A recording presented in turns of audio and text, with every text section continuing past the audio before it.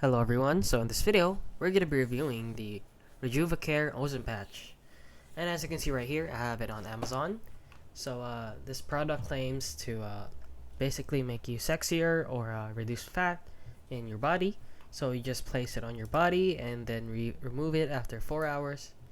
And then basically they claim that you can get weight loss from this.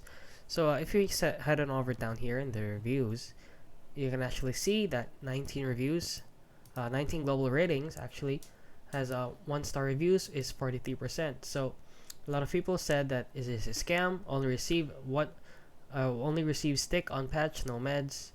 And this user said missing part of patch, no, and not what you're expecting. And basically, this is too good to be true. Products like these are more of a hit or miss, so most of these are fake. So please do not use these products. It is basically a scam and it doesn't work. So that is it. That is my review on the Rejuvacare OzemPatch. So if you found this video helpful, please consider liking and subscribing.